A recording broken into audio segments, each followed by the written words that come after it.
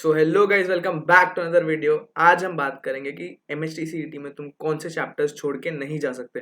Like अगर तुम्हारा preparation नहीं हुआ है या फिर हुआ भी है तो इन चैप्टर्स को अच्छे से करके जाना है। पीसीएम तीनों के चैप्टर्स का लिस्ट है इसमें, ठीक है, उनको गो थ्रू कर लेना एक बार ढंग से। This video was requested by Tejas, ठीक है, so shout out to him. Also Nikhil Jain and Raj दोनों काफ़ी अच्छा कर रहे हैं, दोनों रोज अपने डेली टास्क भेज रहे हैं। तुम भी अपना डेली टास्क भेज सकते हो, व्हाट्सएप ग्रुप में आ जाओ डायरेक्टली एंड वहाँ से यू कैन सेंड, ठीक है। So on that note, moving on, बात कर लेते हैं कि फिजिक्स में तुम्हारे सबसे इंपॉर्टेंट चैप्टर्स कौन से हैं और क्यों हैं ये इंपॉर्टेंट, वो भी जान लेंगे, ठीक है, साथ साथ में। तो पहला is mechanical properties of fluids. हो सकता है कि तुमको mechanical properties of fluids difficult जाता हो क्योंकि ऑब्वियसली न्यूटोनियन फिजिक्स पे बेस्ड है। But at the same time यहाँ से 3 क्वेश्चन आ जाते हैं तुम्हारे सीईटी एग्जाम में, ठीक है। बहुत डिफिकल्ट नहीं है मैकेनिकल प्रॉपर्टीज ऑफ फ्लूइड्स। कुछ रीजंस की वजह से मैंने मेरे टाइम पे फ्लूइड्स छोड़ दिया था, बट फ्लूइड्स काफी इंपॉर्टेंट है। यहाँ से दो से तीन क्वेश्चन तो आराम से तुमको देखने के लिए मिल जाते हैं, ठीक है। सो छोड़ के मत जाना ऑब्वियसली। सेकेंड इज अपना केटीजी एंड रेडिएशन, ठीक है, kinetic theory of gases and radiation, ठीक है, काफी तुमको हेल्प करता है। इसमें क्या, इसमें डायटोमिक ट्राइन एटॉमिक जैसी चीजें तुमको आती है एग्जाम में, ठीक है। यहाँ पे भी तुमको 3 क्वेश्चन देखने मिल जाते हैं and at the same time important बन के आता है क्योंकि ईजी भी है, मतलब बहुत डिफिकल्ट नहीं है, काफी रिपीटेटिव है क्वेश्चन टॉपिक्स भी। तो केटीजी एंड रेडिएशन छोड़ के मत जाना, कर लेना।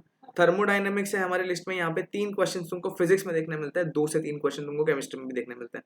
अगर तुमने फिजिक्स का थर्मोडाइनमिक्स ढंग से कर लिया तो तुम्हारा केमिस्ट्री का भी कवर अप हो जाता है। तो अराउंड अराउंड तुमको थर्मोडाइनमिक्स से 5 से 6 क्वेश्चन देखने मिल जाते हैं। बस केमिस्ट्री का भी एक बार देख लेना, थोड़ा उसमें साइंस वगैरह का डिफरेंस होता है, बाकी ज्यादा डिफरेंस नहीं होता। तो थर्मोडाइनमिक्स तो छोड़ के जाना ही नहीं है, ठीक है। दोनों का कॉमन चैप्टर है, थर्मोडाइनमिक्स तो करके ही जाना है, बाय हुक और बाय क्रुक, ठीक है, नोटेड। फोर्थ नंबर पे है oscillation and superposition of waves. तुम बोलोगे भैया ऑसिलेशन और सुपरपोजिशन ऑफ वेव दो अलग चैप्टर है। हाँ मैं जानता हूँ दोनों अलग चैप्टर है, बट दोनों काफी इंटरलिंक्ड है। अगर तुम ऑसिलेशन कर रहे हो तो सुपरपोजिशन ऑफ वेव्स छोड़ के मत जाना, ठीक है। ऑसिलेशन और सुपरपोजिशन ऑफ वेव से मिला के तुमको आराम से 4 से 5 क्वेश्चन देखने मिल जाएंगे एग्जाम में। एंड बहुत डिफिकल्ट क्वेश्चन नहीं आते यहाँ से, इजी आते हैं, ऐसे कुछ नहीं है कि बहुत डिफिकल्ट क्वेश्चन पूछ लेंगे, ठीक है। सो दोनों इंटरलिंक्ड है तो दोनों को करके ही जाना है, छोड़ के मत जाना, ठीक है। इलेक्ट्रोस्टैटिक्स की बात कर लेते हैं। इलेक्ट्रोस्टैटिक्स से तुमको 3 से 4 क्वेश्चन देखने मिल जाते हैं। बोलोगे भैया 11th में भी है हमको इलेक्ट्रोस्टैटिक्स, 12th में भी है, कौन सा वाला करूं? दोनों करो, दोनों इंटरलिंक्ड है। इलेक्ट्रोस्टैटिक्स में कुछ ज्यादा डिफरेंस है, वही कैपेसिटर कैपेसिटेंस वगैरह वगैरह तुमको देखना पड़ता है, ठीक है। तुमको आराम से 3 से 4 क्वेश्चन 11th प्लस 12th मिला के देखने मिल जाते हैं। सो इलेक्ट्रोस्टैटिक्स भी छोड़ के नहीं जाना है हमको, ठीक है। करंट इलेक्ट्रिसिटी अगर तुमको थोड़ा बहुत आता है, ठीक है, करंट इलेक्ट्रिसिटी से बहुत डिफिकल्ट क्वेश्चन आते नहीं है, तो तुमको अगर करंट इलेक्ट्रिसिटी आता है तो तुमको 2 से 3 क्वेश्चन देखने मिल जाएंगे एग्जाम में, और इजी टू सॉल्व है, ठीक है। करंट इलेक्ट्रिसिटी तुमको रेजिस्टेंस या फिर पैरेलल में कुछ अरेंज करके दे दिया तुमको, फिर रेजिस्टेंस निकालने बोल दिया या कुछ निकालने बोल दिया, ठीक है, तुमको पता है, ठीक है। Current electricity again easy chapter है। मैग्नेटिक मटेरियल से एक क्वेश्चन आता है तो मैंने क्यों रखा है इसको यहाँ पे, ठीक है। बहुत ऑब्वियस क्वेश्चन है कि एक ही क्वेश्चन आ रहा है मैग्नेटिक मटेरियल से, तो क्यों रखा है मैंने यहाँ पे। देखो मैग्नेटिक मटेरियल से ना एक ही क्वेश्चन आता है, बट ना मैग्नेटिक मटेरियल्स बहुत छोटा है, लाइक लिटरली बहुत छोटा है। तुमको क्या फेरोमैग्नेटिक, डायमैग्नेटिक, पैरामैग्नेटिक, ये सब फेरोमैग्नेटिज्म, ये सब के बारे में पूछ लेंगे, थोड़ा थियोरेटिकल क्वेश्चन देखोगे, क्वेश्चन तुरंत आंसर करोगे। इनऑर्गेनिक केमिस्ट्री की तरह एकदम इजी चैप्टर है। तुम करने बैठोगे 1 से 1.5 घंटे में तुम्हारा पूरा चैप्टर हो जाएगा। मैग्नेटिक मटेरियल्स इतना इजी चैप्टर है, तो इसको ये हाथ के मार्क्स से छोड़ने में नहीं है, ठीक है। अगेन नेक्स्ट आते हैं हम ईएमआई एंड एसी पे। तुम बोलोगे अगेन ये दोनों अलग अलग चैप्टर्स है, आपने दोनों को साथ में क्यों रखा है? अगेन इंटरलिंक्ड है। तुम पहले ईएमआई और एसी साथ में होता था, हमारे टाइम पे ईएमआई और एसी साथ में था, अभी वो लोग ने दो अलग अलग चैप्टर्स के तौर पर रख दिया है। बट ईएमआई अगर ईएमआई और एसी कर रहे हो तो तुम्हारे 4 से 5 क्वेश्चन वहां से भी देखने मिल जाएंगे तुमको, और ईएमआई एसी ज्यादा डिफिकल्ट नहीं है, ठीक है। सो ईएमआई एसी हो गया। मॉडर्न फिजिक्स, मॉडर्न फिजिक्स जिनको नहीं पता, मॉडर्न फिजिक्स में कौन से चैप्टर आते हैं? Dual nature of matter and radiation, structure of atom and nuclei, semiconductor devices, ये सारी चैप्टर आते हैं। सेमीकंडक्टर बोलोगे भैया मेरे को 11th में भी है, 11th और 12th का मिला के बोल रहा हूँ, दोनों, ठीक है, करके नहीं जाना है। 11th में तुम्हारा ऑलमोस्ट 35 to 40% है, बचा कुछ इस इन 12th तुम्हारे 12th के सिलेबस में, ठीक है। सो मॉडर्न फिजिक्स भी नहीं छोड़ना है, यहाँ से तुमको 7 से 8 क्वेश्चन देखने मिल जाएंगे। और मॉडर्न फिजिक्स बहुत डिफिकल्ट नहीं है। मॉडर्न फिजिक्स का तुम किसी का भी वीडियो देख लो, बहुत ईजी है मॉडर्न फिजिक्स। यूं कर लोगे तुम, अगर बैठे तुम शायद एक दिन में पूरा ये 7 से 8 क्वेश्चन तुम निकाल लोगे, ठीक है। उसके बाद रोटेशन एंड वेव ऑप्टिक्स मैंने इस लिस्ट में रखा है क्योंकि ऑब्वियसली यहाँ से 3 क्वेश्चन दोनों में से आते हैं, बट दोनों ही डिफिकल्ट है, ठीक है। अगर तुमको आता है तो अच्छी बात है, तुमको रोटेशन आता है या वेव ऑप्टिक्स आता है, देन डेफिनेटली तुम इसको कर लो। बट मैं सजेस्ट नहीं करूंगा कि बहुत ज्यादा टाइम इन पे दो, दोनों पे, ठीक है। तुम अगर ये 9 भी कर लेते हो तो you will be able to score good marks, ठीक है। कितना, 3 3 6 9 9 9 9 और 5 14 14 एंड 3 मिनिमम मिनिमम लेते हैं 17 17 2 19 20, 24 एंड 31 क्वेश्चंस तुम आराम से कर लोगे, तो ठीक ठाक मार्क्स तुम्हारे फिजिक्स में बन जाएंगे, ठीक है। सो अगर तुम इतना भी कर लेते हो तो it is more than enough. उसके बाद आते हैं हम अपने केमिस्ट्री पे, ठीक है। फिजिक्स हमारा डन हो गया, अब बात करते हैं हम केमिस्ट्री की, ठीक है। सो केमिस्ट्री में हमने कुछ चैप्टर्स दिए। सॉलिड स्टेट 3 क्वेश्चन अगेन आ जाता है। सॉलिड स्टेट में क्या classification of solids based on binding energy, binding forces, ठीक है। उसके बाद मॉलिक्यूलर या फिर आयनिक कोवैलेंट बॉन्ड्स इनके बारे में, या फिर पैकिंग एफिशिएंसी या फिर वॉइड्स के बारे में पूछ लेते हैं। तो सॉलिड स्टेट ऐसा बहुत डिफिकल्ट नहीं है, ठीक है। थोड़ा थियोरेटिकल है, थोड़े क्वेश्चन है, ठीक है। पैकिंग एफिशिएंसी वगैरह कर लेना, एक बार देख लेना उनके फॉर्मूलाज, ठीक है। 3 क्वेश्चन तुमको आराम से easy peasy lemon squeezy chemistry वैसा है, ठीक है। तुम सॉलिड स्टेट छोड़ के मत जाना। Second is solutions. Again solutions में relative lowering of vapour pressure, फिर राल्स लॉ, फिर वैंट ऑफ फैक्टर वगैरह, ये सारी चीजें देखने मिल जाती है। तो सॉल्यूशंस भी छोड़ के हमें नहीं जाना है। सॉल्यूशन से भी 3 क्वेश्चन हमको देखने मिल रहे हैं। केमिकल काइनेटिक्स बहुत ईजी है, बहुत ईजी है। अगर तुम थोड़ा ध्यान क्या रेट ऑफ रिएक्शन वगैरह पूछते हैं उसमें से, तो 2 से 3 क्वेश्चन वहां से भी आ जा रहे हैं, तो तुमको नहीं छोड़ के जाना है, ठीक है। इलेक्ट्रोकेमिस्ट्री मैंने इसमें नहीं रखा है क्योंकि इलेक्ट्रोकेमिस्ट्री थोड़ा सा डिफिकल्ट पड़ जाता है बच्चों को। वहां से तुमको 2 से 3 क्वेश्चन देखने मिल जाते हैं ऑफकोर्स, बट थोड़ा डिफिकल्ट पड़ जाता है, ठीक है। तो इसके लिए इलेक्ट्रोकेमिस्ट्री यहाँ पे नहीं है। तो उसके बाद करते हैं chemical bonding, coordination compounds, block chemistry. ये हो गए तुम्हारे इनऑर्गेनिक के चैप्टर्स 3, ठीक है। इनऑर्गेनिक में कौन से इंपॉर्टेंट चैप्टर्स है? इनऑर्गेनिक में सजेस्ट करूंगा कि पूरा ही करके जाना। आई बटन में लिंक आ रहा होगा, इनऑर्गेनिक केमिस्ट्री कैसे करनी है, ठीक है। तो इनऑर्गेनिक केमिस्ट्री पूरा ही करके जाना है तुमको, ट्राई करना है एटलीस्ट। मैंने सोल्यूशन बताया कि how can you cover inorganic chemistry in 1 month, ठीक है, इजीली। तो chemical kinetics, again rate of reaction वगैरह तुम कर लोगे। केमिकल बॉन्डिंग पे आते हैं हम। केमिकल बॉन्डिंग की बात करें तो फिर वही तुमको बॉन्ड्स फॉर्म करने होते हैं, लिगेंड्स क्या होते हैं, ये सारी चीजों के बारे में तुमको क्वेश्चन देखने मिल जाते हैं। कोऑर्डिनेशन कंपाउंड अगेन बहुत डिफिकल्ट नहीं है, क्या तुमको क्या कोऑर्डिनेशन नंबर किसी कंपाउंड का या ऐसा कुछ पूछ लेते हैं। तो अगेन यहाँ से भी तुमको 2 से 3 क्वेश्चन देखने मिल जाते हैं। ब्लॉक केमिस्ट्री क्या होती है भैया? ब्लॉक केमिस्ट्री नहीं पता है, कोई चैप्टर नहीं है हमारे सिलेबस में। ब्लॉक केमिस्ट्री मतलब S block, P block, D and F block, ठीक है। तुम्हारे 3 चैप्टर्स हैं, तुमको आराम से वहां से 8 से 10 क्वेश्चन देखने मिल जाएंगे पूरे ब्लॉक केमिस्ट्री से। अगर तुमने व्हाट्सएप ग्रुप ज्वाइन नहीं किया तो डिस्क्रिप्शन बॉक्स में लिंक है, उसका ज्वाइन कर लो। वहाँ पे एक फॉर्मूला का पीडीएफ मैंने प्रोवाइड किया है, वहाँ पे सारे चैप्टर्स के ऑलमोस्ट तुमको वो मिल जाएंगे। एक पेज में पूरा रिव्यू करके दिया है पूरे चैप्टर को, समरी, ठीक है। तो you can go through that. तुमको ब्लॉक केमिस्ट्री वगैरह वहाँ से बहुत इजीली समझ जाएगी। और इनऑर्गेनिक के तुम वीडियो देख लेना, ठीक है। उसके बाद moving on, alcohol, phenols and ethers, amines, polymers and biomolecules, chemistry in everyday life, ठीक है। पॉलीमर्स बायोमोलिक्यूल्स हटा दो, केमिस्ट्री इन एवरीडे लाइफ भी के लिए हटा दो।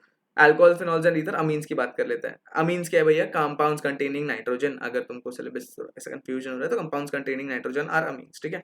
तुमको ऑर्गेनिक के ये 2 चैप्टर्स तुमको 8 क्वेश्चन, मिनिमम 7 क्वेश्चन तो देके जाएंगे, 7 मार्क्स देके जाएंगे। अगर तुमको ऑर्गेनिक देखना है कि ऑर्गेनिक कैसे पढ़ो, आई बटन में अगेन लिंक आ रहा होगा, तुमको ऑर्गेनिक कैसे पढ़नी है उसके बारे में भी समझ जाओगे, ठीक है। वो वीडियो देख लेना। Polymers and biomolecules, chemistry in everyday life, ठीक है। ये तो छोड़ के जाना ही नहीं है, मतलब पॉलीमर्स बायोमोलिक्यूल्स वगैरह अगर तुमने इनऑर्गेनिक मैंने जैसे बताया करने के लिए, ठीक है, वैसे पॉलीमर्स बायोमोलिक्यूल्स और केमिस्ट्री इन एवरीडे लाइफ कर दिया तो तुमको यहाँ से 5 से 6 क्वेश्चन तुम्हारे फिक्स्ड है, मतलब मिनिमम। केमिस्ट्री तुम्हारी किस्मत अच्छी हुई ना, केमिस्ट्री इन एवरीडे लाइफ में कभी कभी 2 से 3 क्वेश्चन भी डाल देते हैं वो लोग, ठीक है। तो बहुत अच्छा हो जाएगा तुम्हारे लिए, मतलब इट इज लाइक हाथ के मार्क्स, ठीक है। हाथ के मार्क्स क्यों ही छोड़ने हैं तुमको, ठीक है। तो केमिस्ट्री यहाँ पे ऑलमोस्ट हमारा डन हो गया। तुमको कुछ केमिस्ट्री के रिलेटेड डाउट होगा तो फिर कमेंट सेक्शन में पूछे ना। ऑर्गेनिक केमिस्ट्री करनी है तो तुमको जीओसी आनी जरूरी है, और तुमको अगर इनऑर्गेनिक करनी है तो तुमको थोड़ा बहुत पीरियोडिक टेबल के बारे में नॉलेज होना जरूरी है, ठीक है। On that note moving on, maths की बात कर लेते हैं, ठीक है। मैथ्स में दिख रहा है सब, ठीक है, राइट, परफेक्ट, ठीक है। बात कर लेते हैं पहले चैप्टर की मैथ्स में, दैट इज मैथमेटिकल लॉजिक, ठीक है। मैथमेटिकल लॉजिक में तुमको 2 क्वेश्चन देखने मिल जाते हैं। अगर तुम करने बैठोगे तो 2 से 3 घंटे में पूरा मैथमेटिकल लॉजिक खत्म कर सकते हो, 2 से 3 घंटे में मैक्सिमम बोल रहा हूँ, ठीक है। मैथमेटिकल लॉजिक बहुत ईजी है, बहुत ईजी। बस थोड़ा सा एक बार एग्जाम के पहले भी अगर देख लोगे तो मैथमेटिकल लॉजिक के 2 क्वेश्चन आएंगे, दोनों बन जाएंगे तुमसे इजीली। तो 2 क्वेश्चन ये तो छोड़ने ही नहीं है, अगेन हाथ के मार्क्स। उसके बाद बात कर लेते हैं मैथमेटिकल लॉजिक के बाद matrices. Matrices, vector 3D geometry, line plane, मेरे मैथ्स वाले वीडियो में मैंने बोला था कि आई बटन में उसका भी लिंक आ रहा होगा, देख लेना। कि matrices, vector 3D, line plane, LPP, trigonometric equation और बायनॉमियल प्रोबेबिलिटी डिस्ट्रीब्यूशन छोड़ के नहीं ही जाना है। लाइक हमारे पास वो ऑप्शन ही नहीं कि हम ये छोड़ के जा सके, ठीक है। तो मैथमेटिकल लॉजिक करके ही जाना है। मैट्रिसेस हमको बहुत मतलब मैट्रिसेस बहुत डिफिकल्ट नहीं पूछते एग्जाम में, ठीक है। मैक्स टू मैक्स क्या रो कॉलम कन्वर्जन टाइप कुछ डाल देंगे। मैट्रिसेस बहुत ईजी है, एडजॉइंट मेथड, फिर वो क्या तुमको ट्रांसपोज निकालने बोल देंगे किसी मैट्रिक्स का, तो बहुत डिफिकल्ट अगेन मैट्रिसेस से नहीं आता, ठीक है। वेक्टर्स एंड 3D ज्योमेट्री की बात कर लेते हैं, वहां से तुमको 5 क्वेश्चन देखने मिल जाते हैं दोनों मिला के। बहुत ईजी है, बहुत डिफिकल्ट नहीं है, ठीक है। मतलब बहुत ईजी भी नहीं है बट मीडियोकर लेवल पे रखेंगे। तुम इजीली कर सकते हो। मैं वेक्टर्स एंड 3D ज्योमेट्री, ये जो मैंने पूरा प्लान बनाया है, आज है ये 12 तारीख, ठीक है, 12 तारीख से भी तुम अगर ढंग से करोगे तो ये सारी चैप्टर्स तुम कवर कर सकते हो, अगर तुम्हारा प्रिपरेशन ऑलमोस्ट जीरो है तो भी, ठीक है। लाइन एंड प्लेन 3 से 4 question, LPP 2 question, calculus, calculus देखो अगर तुमको हो पा रहा है कैलकुलस तुमसे तो कैलकुलस कर लेना। कैलकुलस में कौन से चैप्टर्स आते हैं भैया? Differentiation, integration, indefinite integration, definite integration, फिर एरिया अंडर कर्व, ये सारी चीज़ें, ठीक है, तुमको बेसिकली पता है कैलकुलस इज वो पूरा पोर्शन। बट अगर तुमने कैलकुलस ढंग से कर लिया तो तुम्हारा मेजॉरिटी पेपर यहीं से बन रहा है, 12th का सिलेबस में ना पूरा तुम्हारा, अगर तुम्हारा स्ट्रॉन्ग है कैलकुलस तो कैलकुलस छोड़ के मत जाना। कैलकुलस से बहुत डिफिकल्ट क्वेश्चंस पूछते भी नहीं। अगर तुम किसी के वीडियो लेक्चर्स देख के अगर तुम 17 में से समझो 5 से 10 क्वेश्चन भी कर पा रहे हो ना, तो फिर दैट इज वेरी गुड, तुमको 20 मार्क मिल रहा है ऑलमोस्ट, ठीक है। तो देख लेना कि कैसे कैसे क्वेश्चन आ रहे हैं, एरिया अंडर कर्व में कैसे क्वेश्चन आ रहे हैं, कि एरिया ही निकालना है ना, बहुत ईजी है एरिया अंडर कर्व, बहुत डिफिकल्ट नहीं है। तो वो सारी चीजें करके जानी है, ठीक है। अब बात करते हैं बायनॉमियल डिस्ट्रीब्यूशन, प्रोबेबिलिटी डिस्ट्रीब्यूशन, यहाँ से भी तुमको दोनों मिला के 3 से 4 क्वेश्चन देखने मिल जाते हैं, छोड़ के नहीं जाना है हमको यहाँ पे। ट्रिग्नोमेट्रिक इक्वेशन, ट्रिग्नोमेट्रिक इक्वेशन का जो हमने एवरेज निकाला ना तो बहुत ज्यादा क्वेश्चन आ रहे थे। बट तुमको अगर ट्रिग्नोमेट्री आती है इन जनरल, तुमको कैलकुलस में भी हेल्प हो जाएगा, तुमको क्या बोलते हैं वेक्टर्स 3D में भी हेल्प हो जाएगा थोड़ा बहुत, फिर तुमको फिजिक्स में भी हेल्प हो जाएगा। तुमको अगर ट्रिग्नोमेट्री आती है तो तुम्हारा लाइफ इन जनरल 11th और 12th में ईजी हो जाता है। ट्रिग्नोमेट्रिक इक्वेशन अगेन तुमको डेडिकेटेड क्वेश्चन चाहिए तो 3 से 4 क्वेश्चन यहाँ से भी आ जाते हैं, ठीक है। अगर मैं काउंट करूँ, हमने फिजिक्स में कितने किए, अराउंड अराउंड वापस गिनने के, ठीक है, यहाँ पे 2 क्वेश्चन, 4 5 9, 9 3 12, 12 2 14, कैलकुलस हटा देते कि कैलकुलस डिफिकल्ट, ठीक है, चलो 17 20 क्वेश्चन यहाँ पे। कैलकुलस, अगर कैलकुलस के 10 क्वेश्चन गिन लेते हैं, ठीक है, 30 क्वेश्चन, ठीक है, 30 क्वेश्चन इन मैथ्स। केमिस्ट्री में हो गया तुम्हारा 3 6, लिख लेता हूँ मैं, भूल ना जाऊँ, 13 मैथ्स, 3 6 8 9 11, 11 और 8 इज 19, तुम्हारा 4 23 27, 31 32 क्वेश्चन तुम्हारा केमिस्ट्री में, तुमको बता दिया कहाँ से आ रहे हैं। एंड फिजिक्स में हमारा था 3 6 9 9 1 5 14 14 17 19 20 24 31 एंड 37 क्वेश्चन। अगर तुम 31 पकड़ लेते हैं, चलो हमने रोटेशन और वेव ऑप्टिक्स को हटा दिया, तुमको 31 मार्क्स यहाँ से फिजिक्स में मिल रहे हैं, 32 मार्क्स केमिस्ट्री में मिल रहे हैं, ठीक है, एंड 60 मार्क्स मैथ्स में मिल रहे हैं। तुम्हारा कितना हो जाता है तुम खुद कैलकुलेट कर लेना, 30 60 60 60 इज 120, 120 एंड 123।